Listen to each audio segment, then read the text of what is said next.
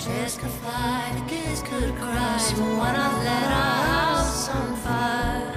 Our house is a very fine house. It got harsh when it you can take your hands and cover your ears. Scream so loud the neighbors can hear. I don't wanna do this anymore.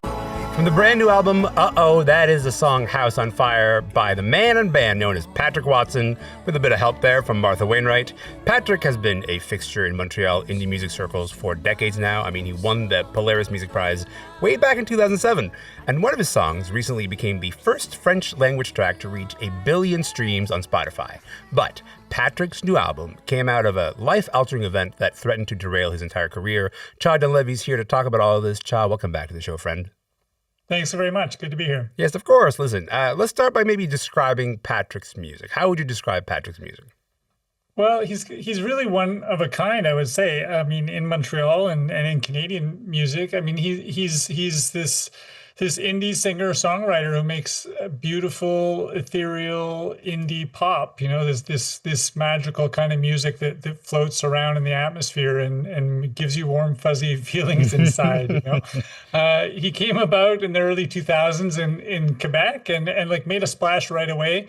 Very early on, became a big deal both in the French and English sides of the music scene here. And as you said, like he won the Polaris Prize in 2007. He played a big free outdoor concert at the Jazz Fest here in 2009, got like 100,000 people out in the streets to hear him. Oh wow! You know, so he's a fan favorite in Quebec all around. T'Cha, what do you think it is about him and his music that makes him such a significant artist in Quebec? Like, what do you think it is about Patrick?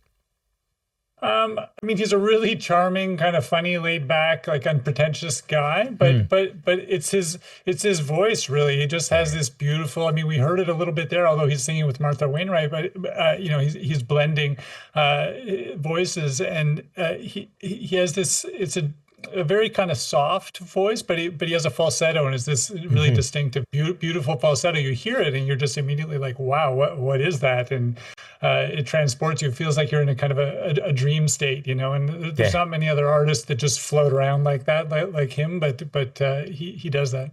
Oh, the list is so short. Like for me, the list is like Patrick Watson and Sufjan Stevens. Like those are the two people who can sort of like put you in that sort of like, where am I? It feels a little bit ethereal, and I'm sort of like in this beautiful space.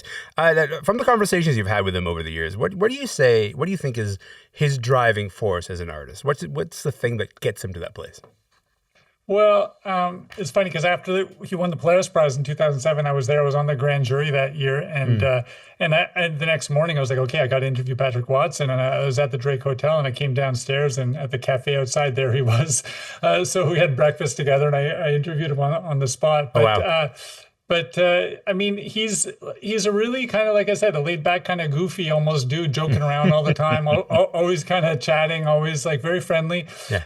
But he in his music, he goes somewhere else. He like almost enters an altered state, and he seeks those moments of beauty and connection. I heard him talking about the new album, and he was just talking about, like, you know, people sometimes like want like more structured or different kinds of pop songs from him, but he doesn't care so much about those critiques. He's searching for moments of connection, and he's searching for it in the music with the people he plays with and with audiences, you know. So if you see him live, he's always kind of seeking those transcendent moments, and he knows how to capture them musically. He knows how to work his voice like that and construct songs that kind of take your breath away.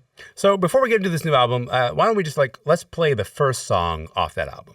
I've been too many loves, I've been too many tries, too many times losing my mind, thinking about what I said last night. I think you like me better since I lost my voice. Something about this chord. That is a song, Silencio, from Patrick Watson's new album, Uh-Oh. The lyrics that we just heard there, T'Cha, he was singing, I think you like me better since I lost my voice. There's something about this quiet. He isn't just being poetic here. Can you tell us what happened to Patrick on his way to making this record? Yeah, I mean it's a bit of a crazy story. But we've been talking so much about his voice, and you can imagine he lost his voice last year for a period of a few months. And this is Patrick Watson. This is like his voice is everything, you know. Yeah. And he's in the process of making a record. So what does a guy do who has like the most beautiful voice and his music is constructed around his voice? What does he do? So, I mean, he's done it. He's collaborated a lot before, but he decided to full on put himself out there, and he reached out to all these singers, and it's all female singers, all these women, amazing singers, many from Montreal. Some I knew, some are very well known, kind of an all-star list, and some are up and coming, not as well known, and also others from elsewhere, from Portugal, from Mexico, from France, and amazingly, like, to me, like it still sounds like a Patrick Watson album. Like I mean, his voice is in there all through the record, like woven in. But he gives a spotlight and to other singers, and he also blends himself with them and makes these songs that aren't altogether his, but it sounds. He keeps his identity in the record, and that's a really amazing thing. But as you heard in the song there, like I think you like me better since I lost my voice. There's something about him. Like I said, he's a big talker and chatter and joker, and I think he's experimenting a bit or talking about like the value of silence. And I mean, his music is not silence, but it creates these moments that are reflective, kind of the way silence is, you know. So I think it's an interesting insight. We heard Patrick singing with Martha Wainwright off the top there. I want to play a different. You mentioned this idea of an all-star lineup of artists who are featured on this record. I want to play another song featuring another famous Montrealer. I find you hiding underneath the willow trees. The way the wind, it even speaks through me. Your memories on my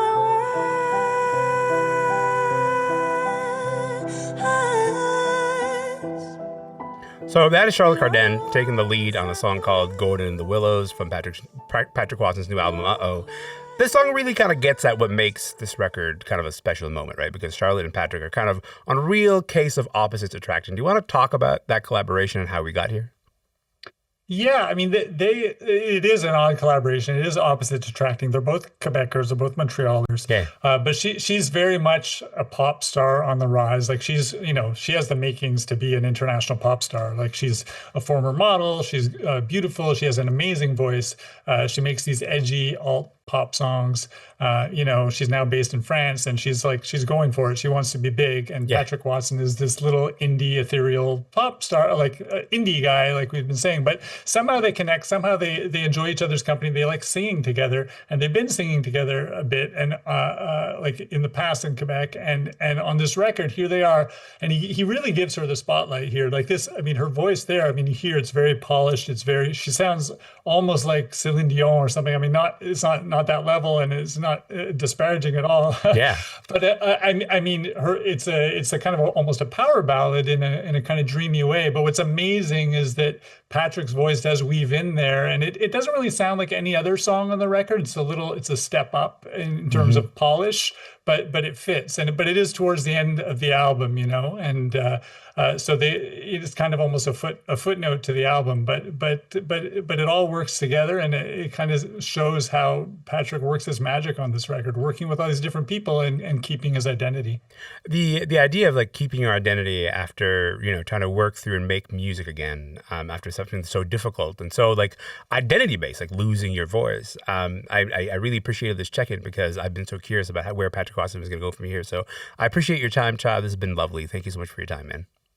Thank you. Yes, of course. T'Cha Dunlevy is the pop music critic at the Montreal Gazette, and you can hear Patrick Watson's new album, Uh-Oh, right now, wherever you stream your music. My name is Elamin Abdelmahmoud, and this is Commotion. We'll see you later.